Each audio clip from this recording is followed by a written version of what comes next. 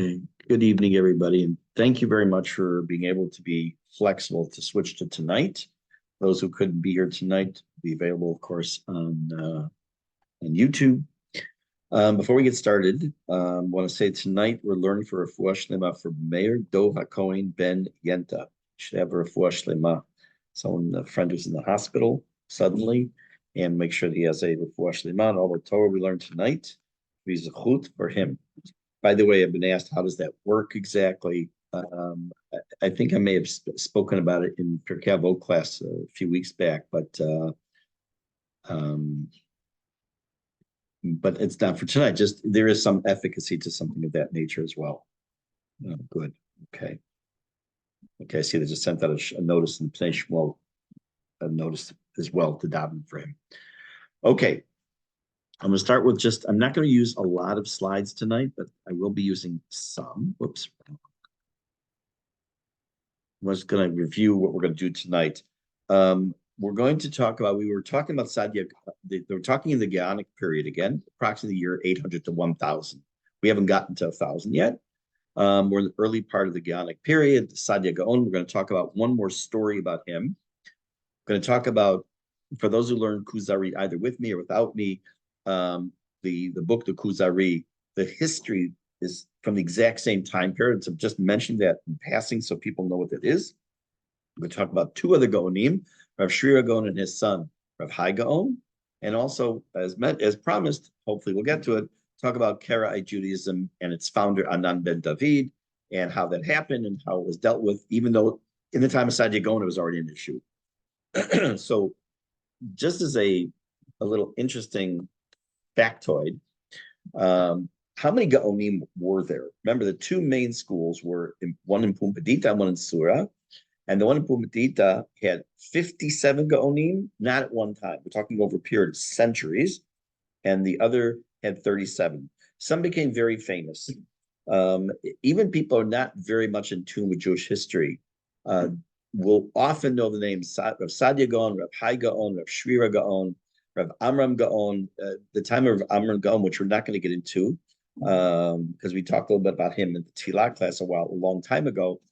Basically, one of the first Sidurim that existed, actual Sidur that we davened from, had its beginnings in the times of the Gaonim. Well, we talked about already in general about what was very indicative of this time period, these few hundred years, was now taking what came before the Mishnah and the Gemara, which the two Tkufot, the two time periods before the Gaonim, plus there's a Savoraim a little bit, obviously between this little bridge. And now they're trying to put into practice a lot of these halachot, these rules, and there is no yet code of Jewish law into practice when people are having questions. And that was indicative of the time period with letters going back and forth, literally tens of thousands of letters. There are books to this day, not of all the Gaonim, but of some of the Gaonim, of some of the questions and answers that went back and forth, which then became part of the corpus of Jewish law, which eventually will lead us down the road when we get to it to the Shulchan Aruch, or the Code of Jewish Law, even though there's some big steps before we get to there. So again, some of these people became very famous because either because they had so many questions and answers they dealt with, and therefore they became famous for that. Sometimes they're involved in some massive controversies or shifts or challenges to Judaism, which we'll talk about tonight. And sometimes because of takanot or decrees that they made that to this very day last. So some of them became very, very famous. I'm going to come back to this slide later. Just close this up now. And let me tell you one more vignette of the greatness of Rav Sadia Gaon. He's the one we left off with last time. If you remember that the major center of Judaism had shifted already around the year 200, had shifted already to Babylonia, to Bavel, /Persia / Iran of today. And therefore the seat of the Jewish hierarchy was pretty much based in Bavel, in Pumbedita and Sura, while the Jews of Eretz Yisrael, there were tremendous scholars as well there, but they were already taking a a spiritual backseat, which we also talked about the growth of the Talmud Bavli and Talmud Yerushalmi, and the differences a while ago, and a lot of it had to do with the numbers Jews and the numbers of Talmidei Chachamim in both places. This is also to keep in mind to understand the story. There was a time until which the Sanhedrin, the court in Israel, the high court, would do what's called Kiddush HaChodesh. They would announce the new moon based on witnesses that would come. They would see the new moon. They would see what's called the Molad. They would run to the court. They would be investigated. And the Sanhedrin would say, it's a new month. And then the word would go out to Chutz La'aretz. And if they didn't say it, then it wouldn't happen automatically. They had a whole process. And along Hillel the elder, Hillel Zaken, and understood that with the abolishing of the Sanhedrin and going into Galut, going into the exile / diaspora, there'll be a problem because there'll be no more Sanhedrin and no more way to officially make this the new month every month official. This is the month of Iyar. This is the month of Nisan. This is Tevet. So he came up with he was Mekadesh every month. He sanctified, in quotes, every month in perpetuity. That's why I can tell you now, 412 years from this month, when Rosh Chodesh Iyar will be, what exact calendar date, and how many days it's going to be. Sometimes Rosh Chodesh is one day, like the month of Sivan is always one day. The month of Tevet can be 1 day or 2 days, but that's not, it's no longer a question. We have that in perpetuity.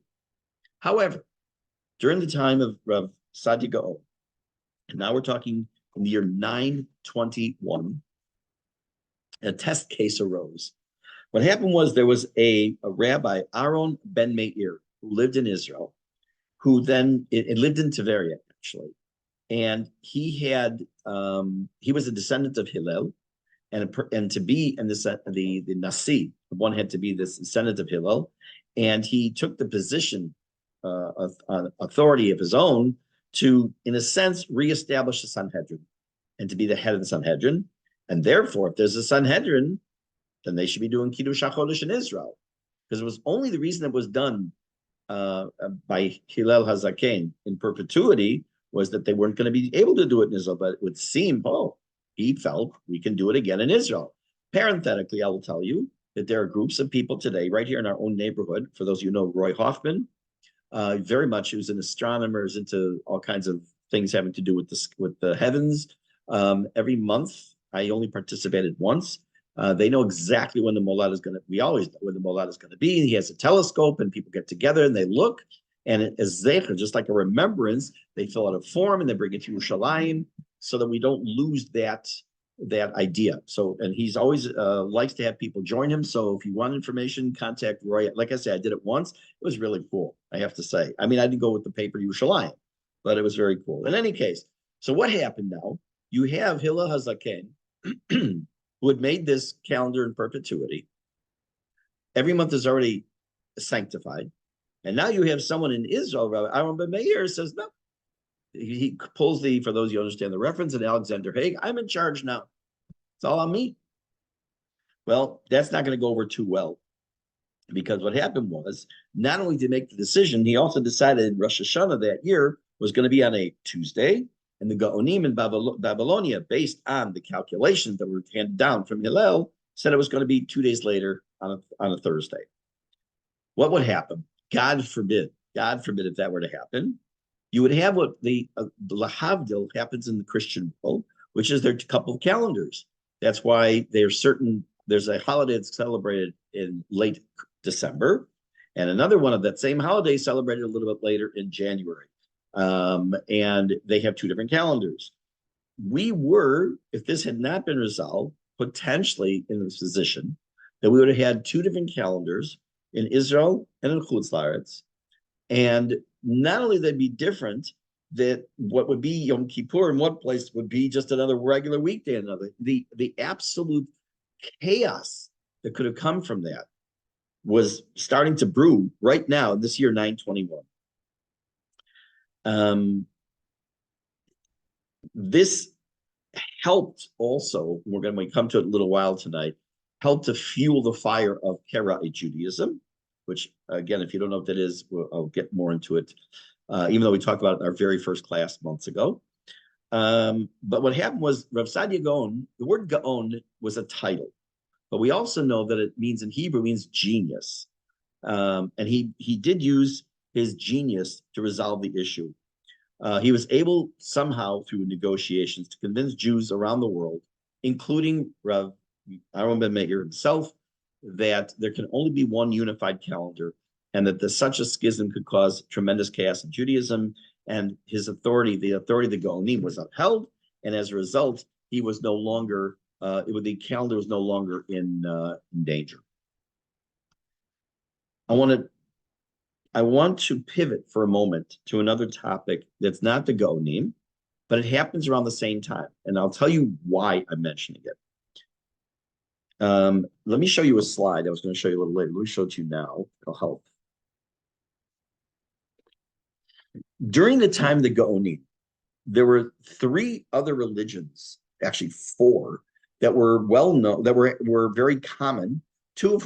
One of which you probably never heard of, two of them you know, and one maybe yes or no. One is Christianity, which you already know began as a branch off of Judaism centuries earlier. One is Islam, approximately year 700, which we talked extensively a little while ago. Then there was the Chaldeans. I'm just going to read this. The dominant religious tradition in Chaldea was the Mesopotamian pantheon. Major gods in this pantheon included Marduk, the father of all gods, and Nebo, the god of writing and the fates of men. Before creation of the Chaldean Empire, Marduk was simply a local god, important only to the city of Babylon. But why is that important for us? Because in Babylonia, where the Jews are, there's this massive religion, which to most people, they're not aware of it. They may have heard of the Chaldeans, but not necessarily know that it was actually a religion. And it was a polytheistic religion. And the name Marduk, by the way, is the name actually that Mordechai is in the story of Esther Mordechai. They have two Persian names. Mordechai is named from Marduk, and Esther is Ishtar. So they were in Galut, and it had an effect on their names, but they became over centuries have become obviously Jewish names. In any case, then there was another one. I actually looked this up. I've never heard of it before. It's pronounced Manichaeism. It's a former major world religion. It's so major no one ever heard of it. From the 3rd century, from the Parthian prophet Mani in the Sasanian Empire. Don't ask me. I don't know what this means. I'm just reading words. Manichaeism teaches an elaborate dualistic cosmology describing the struggle between good, spiritual world of light and the evil material world of darkness. That idea of dualistic cosmology or dualism is very common in other religions that you will find in Zoroastrianism, for example, which was also a dominant religion. The idea of there's a god of good and a god of bad, a god of light, a god of darkness. And the whole world revolves around the pitting between good and evil of the gods, lowercase g in all cases. Why am I mentioning this? Because it leads us to a story about Chazaria and a religious issue, and eventually will lead us to Karaism. So stick with me here. Let me take this off the screen because you don't need this now. Okay. Somewhere around the late 8th, early 9th century, so around, let's say, the year 800. So now we're just backtracking a little bit into the early times of the Geonim. There was a part of the world, it would be today, if I'm not mistaken, southern Russia, closer to China. I can't tell you exactly because it's been a long time since I looked it up. In any case, it's called Khazaria. And it sounds like Hilaria. Khazaria. And they had a king whose name was Bulan, which sounds like Mulan with the stuffed nose. Bulan. Some places see Bolan, some say Bulan. And the country under his rule, they were a polytheistic religion. They were not Islam. They were not Christian. They were likely Zoroastrian. They were also potentially Manichaeism. They were potentially all these other religions. And he had a dream, this Bulan, multiple times. And the dream was the God himself came to him in the dream and said to him that what your intentions are good, your methods are wrong. It happened multiple times. And he took it to mean that he felt that the religion of the country was wrong. And he made a decision. And he did what sounds like the beginning of a joke. He invited a philosopher, a priest, an imam, and a rabbi into his palace or whatever to have a discussion about their religion. And he said that whichever religion I choose, we will convert all the people in my reign to be that religion. There's a book written about 200 years later by Rabbi Yehuda Halevi, who we will learn extensively about. He was not present, obviously, during these discussions, but it is how he feels the discussion would have gone. The book was called the Kuzari, after the word Chazaria, and in the middle of the book, it's not stated in the book, but in the middle of the book, there's 5 ma'amarim, or 5, forgot how I say it in English, essays.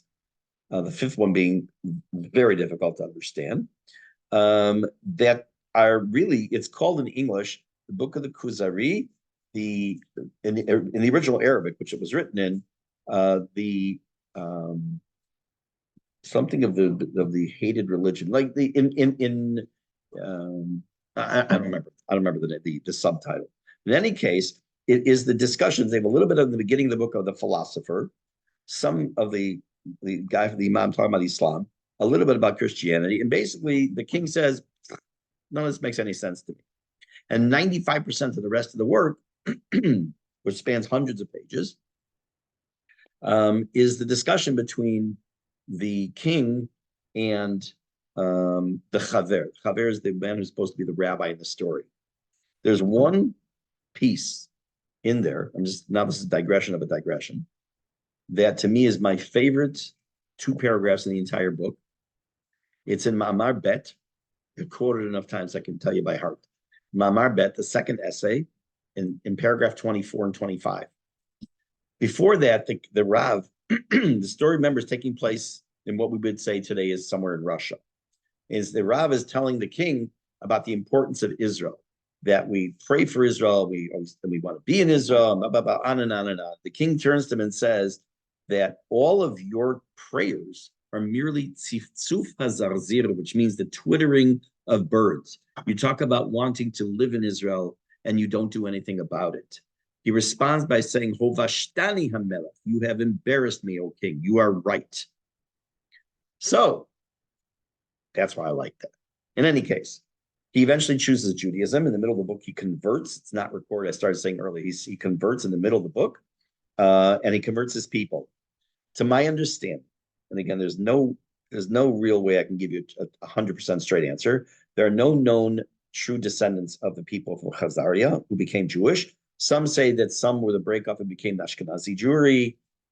I don't know. I don't have enough knowledge to tell you one way or the other. You have to talk to some real scholars at that time period of history. But why is that important? Let's jump ahead for a second into the 18th century. It's now the mid to late 1700s. The world is going through massive changes. There's the American Revolution, there's the French Revolution, there's the Hasidic Revolution. What does that mean? That there are transformations that are rolling. You'll find as you learn more and more about history that things happen in groups.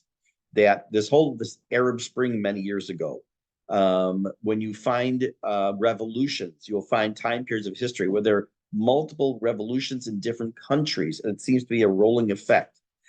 Here, at this time period, we're not talking about revolutions. We're talking about growth, dissemination, and the hashpa'ah, or the influence of religions in different parts of the world. And now we're focusing specifically on this part of the world and the Jewish people. And all these messages that are coming, remember, we're used to Judaism of 2024, of Tafshin Pei Dalet, but we're talking, 1,500 years ago, less, 1,300 years ago.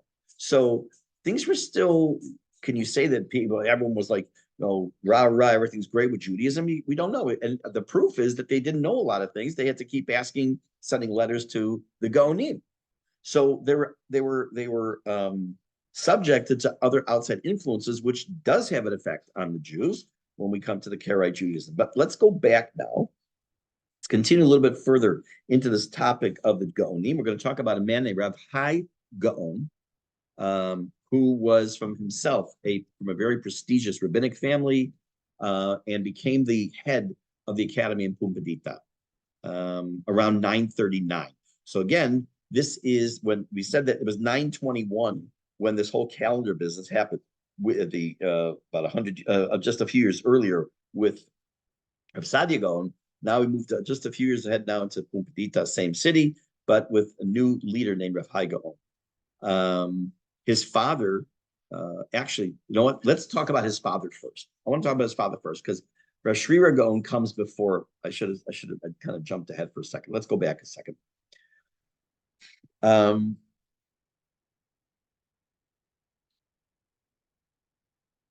Rav Shri Gaon became the head of Pumbedita. Eventually, his son becomes Rav Hai Gaon. If I jumped ahead for a second, he becomes the head. One of the things that started to build up the yeshiva, the academy in Pumbedita, it already had started going down for a while. All kinds of problems, both especially monetarily from Chutz La'aretz, where money wasn't coming in, and they're having problems with the Muslims. So the yeshiva itself in Pumbedita was on a down. He came in and reestablished the Yarchei Kala, which we talked about before. The Yarchei Kala were 2 months of the year where Jews would come from all over in Chutz La'aretz, especially people in different cities in Babylonia, and would study for a month's period in the yeshivot, and these huge crowds would gather once again in the city of Pumbedita. As a result, people felt an affinity. They felt a closeness to yeshiva, and they wanted to support it. And therefore, money started to flow back into yeshiva, and they were able to pay stipends for people to learn on a regular basis. This will eventually give way to what will happen in the 19th century, of where shlichim are going to be sent from the pre-State of Israel days to Chutz La'aretz to raise money. We'll learn about that. That was also very, I keep saying we're going to learn about that because I want you to know history, while it is linear, a lot of things repeat themselves. This idea of sending shlichim to Chutz La'aretz to gather money to this very day. It had different meaning back then. It was for one specific institution. Had a different meaning in the Yishuv HaYashan, which is a phrase you're going to learn about, which is the early days of Israel before it was the state of Israel. And it happens nowadays as well.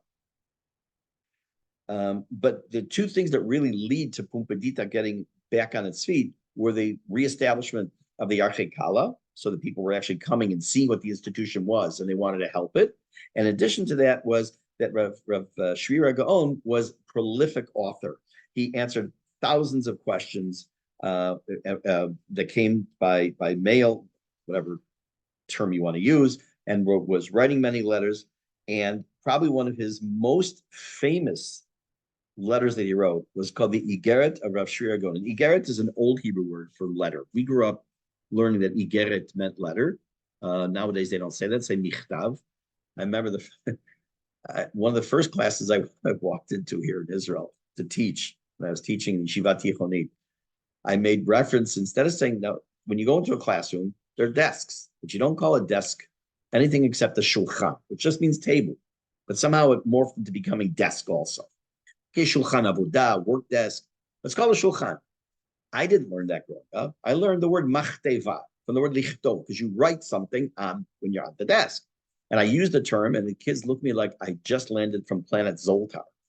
There are a couple other words like that over the years. I learned that, like, no, you don't use those words. That sounds like you just are quoting, Shakespeare, and you're trying to talk Shakespearean English nowadays, which is actually cool.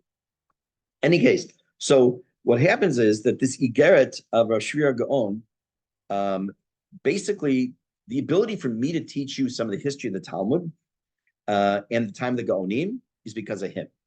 He wrote this, in English, actually, it's called an epistle, E-P-I-S-T-L-E. That's what, in this case, the Igeret really means. And the epistle, or the Igeret, it traces the history of the people, the growth of the hitpatchut, the development of the Gemara and the times, the Geonim and the letters. How do I know that? How do I personally know these things? So, okay, say you research books and research on the books, there are pages, right? And on the internet and all, but how do they know? So a lot of it is because of this one man, Rav Shri Gaon. After had been Gaon for many years, about 17, he appointed his son, Rav Haigo, as the next head. Remember, the Gaon, even though it means genius, at this time period, generally all he meant was a title, an honorific title. So he was appointed first as just the Av Beit Din. Remember, there were two positions, the Av Beit Din and Nasi. Nasi was like the overarching one. And then after a period of 3 total decades of being the head, then Rav Shri Gaon cedes the whole leadership to his son, Rav Hai Gaon. He was also himself an extremely successful individual, and we're going to talk about him. Let's talk about him for a few minutes. So I said he came from this prestigious family, knowing the little bit we just heard about of Rav Shri Gaon, and he succeeded his father. Because he came from a rabbinic family, because he came from a very honored family, one of the things that was extremely important in the household was Torah. Growing up in a house where your father is basically the head of the Jewish world, or at least the head of the diaspora Jews, even though he may be seen like the leader of all Jewry, technically he may not have been, had with it a tremendous amount of responsibility. I personally know Rav Moshe Feinstein Zatzal. I know one of his sons, Rav Reuven Feinstein. I know a couple of you know him as well. I knew Rav Moshe as well personally.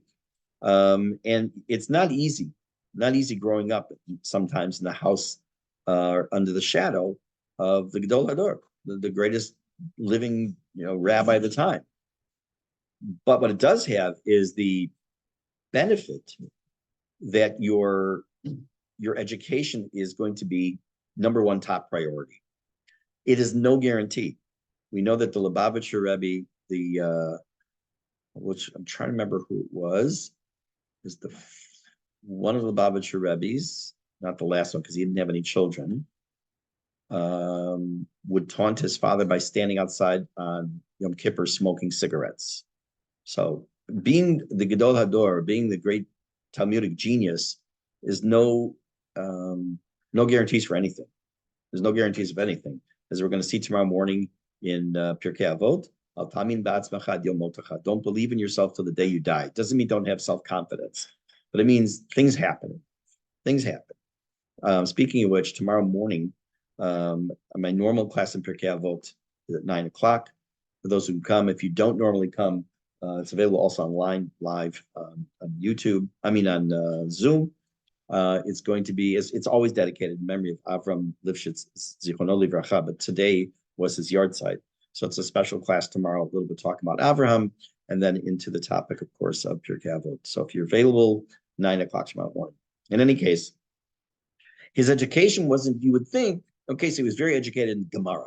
Remember, the Gemara is, when we pick up a Gemara, we're picking up something that was finished being edited 1,500 years ago.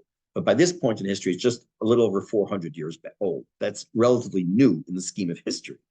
So you would think that was his basics for his knowledge. He was taught, obviously, Tanakh, Talmud, philosophy, and other Jewish disciplines. He received a very, very well-rounded education. So he succeeds his father around the year 1000, 998, year 1000, so about a little bit over 1,000 years ago. And he survives that's not the right word, but he acts as the head of the academy for 40 years until his death. These particular Geonim had a very long lifespan in their position. And the reason I'm pointing that out is that it's kind of shocking. You will find historically, especially when we talk about the 15th and 16th centuries and their Jewish leaders at that time, many, many of them died very young.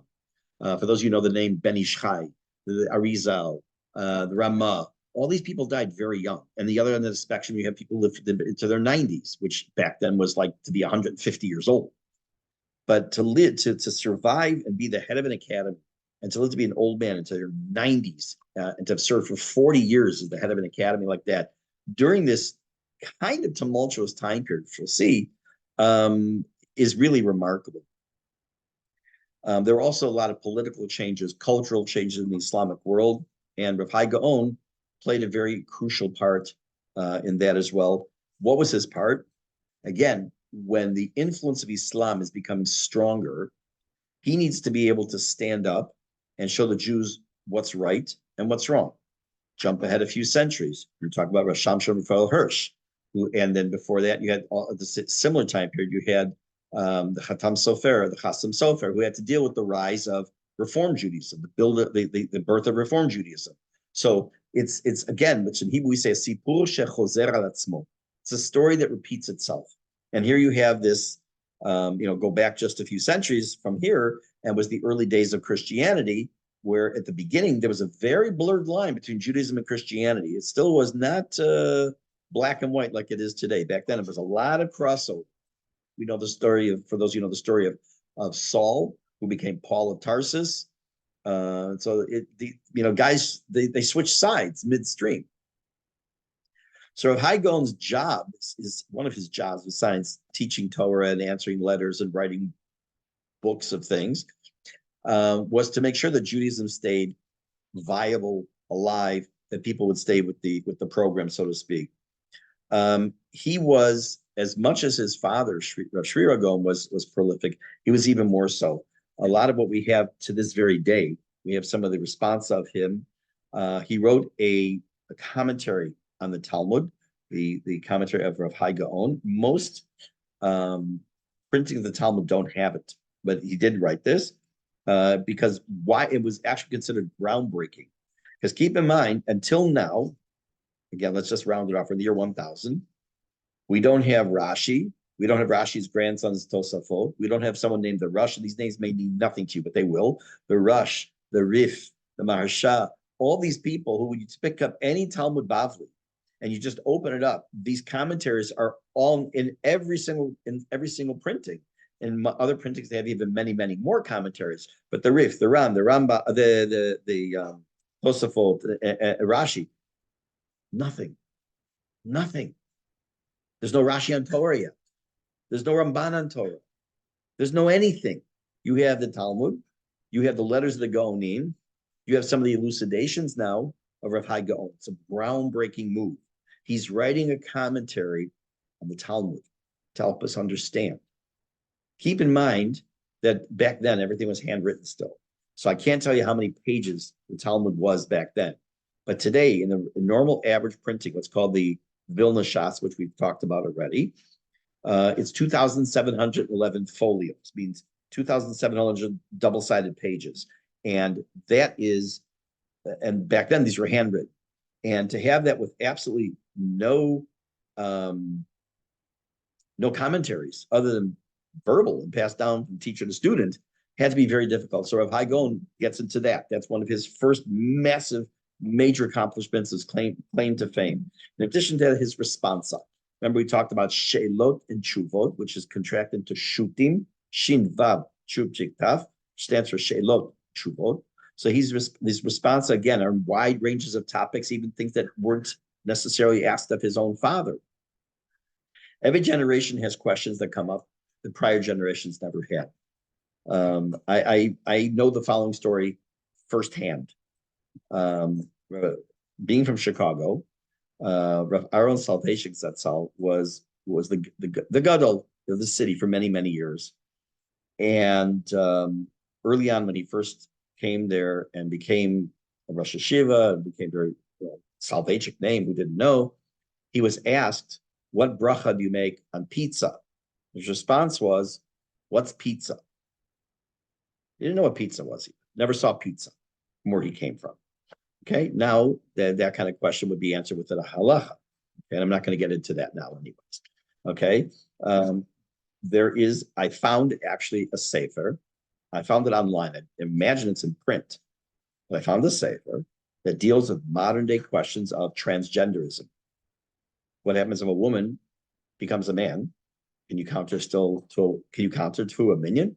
What if a man becomes a woman? Can you count him to a minion because he's still a man? Or is he? So all these kinds of, that's one or two of dozens of topics in there. One day, if I get well-versed, I'll maybe give a class, and I think it's fascinating. that halacha deals with everything. I'm not giving you my approval in any way, shape, or form of actually taking that jump, but just it is done, and therefore halacha has to know how to deal with it. Okay, so let's go back a little bit more about Rav Hai Gaon. So,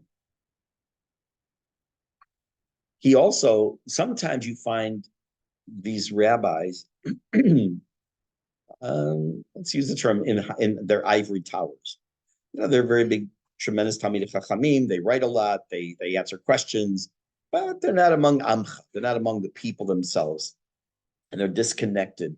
And that causes sometimes a problem with that disconnect, that the spiritual leader doesn't really know, isn't in touch with the community, and therefore doesn't really know the needs of the community, and sometimes is unable to serve them properly. But he was pretty much one of the earlier role models of, again, Rav Hai Gaon, of what it meant to be a communal leader, what it meant to be the rabbi of a community. I don't think he had a board that he had to deal with and a president. That was a little bit different time period that came later in history. I will say that I always, Baruch Hashem, had a phenomenal relationship with every president of our shul when I was rabbi, especially since one of them was a good friend of mine. That could have really destroyed the friendship, but Baruch Hashem, it did not. So he ends up becoming really one of the great luminaries of the time period. And that's why his name tends to be very well known as well, besides, in addition to Rav Shri Gaon. Now, what I want to do, I want to give you just a little bit now of background and talk about the next really big challenge that faces him.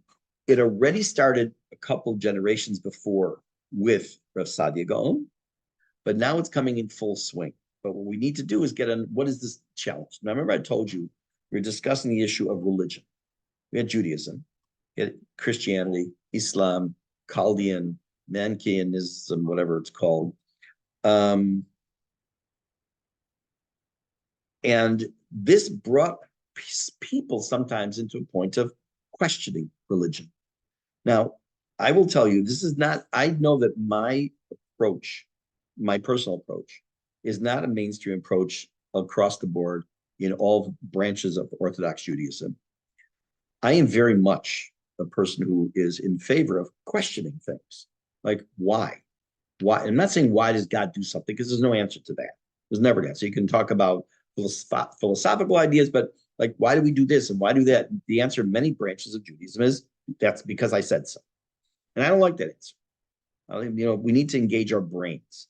And more within the Dati Leumi world, there's more of that versus other sectors, which are relying mostly on what's called Das Torah.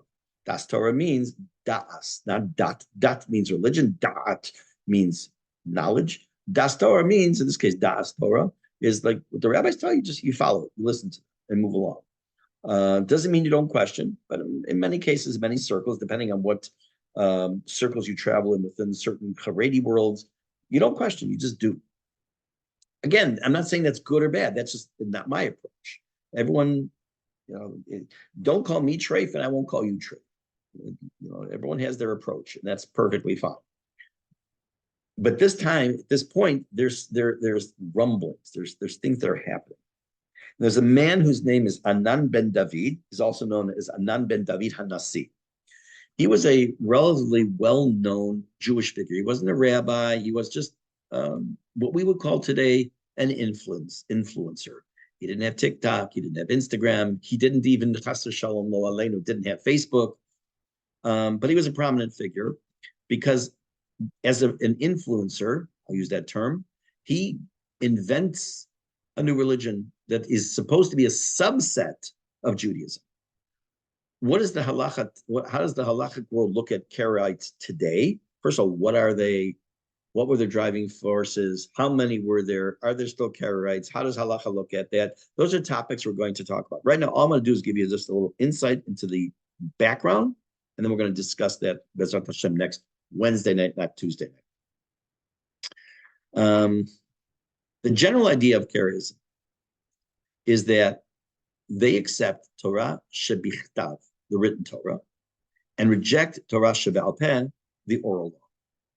if you recall, after the destruction of Beit HaMikdash, the Jews were faced with a very big problem.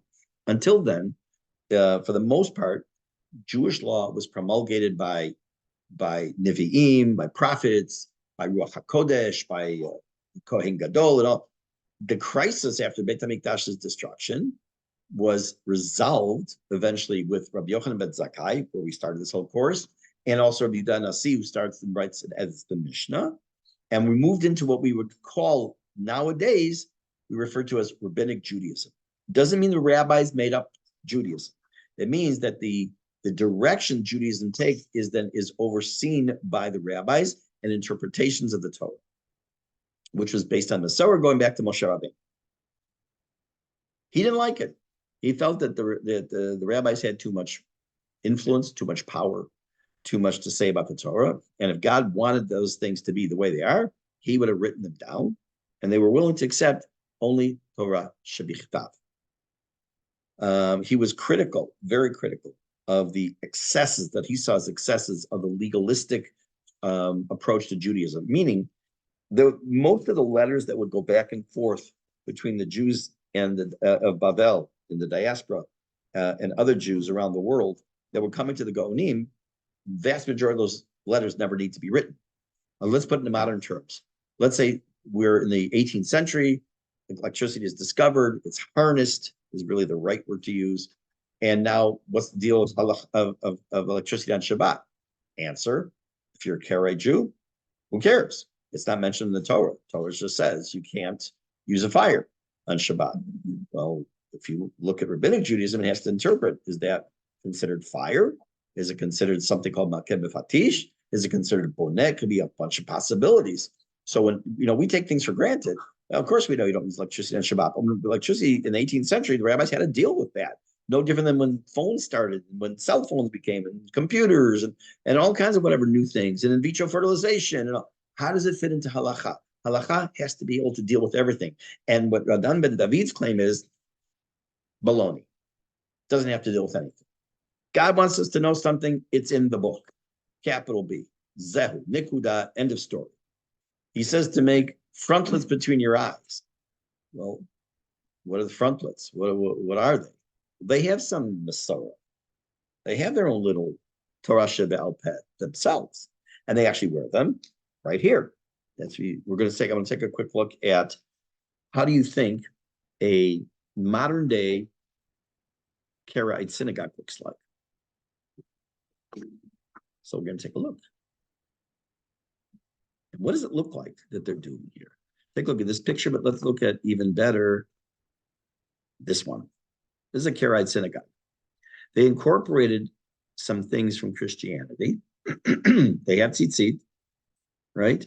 They have a bima, they have a Torah. But what exactly do they do? What do they do with all the mitzvot?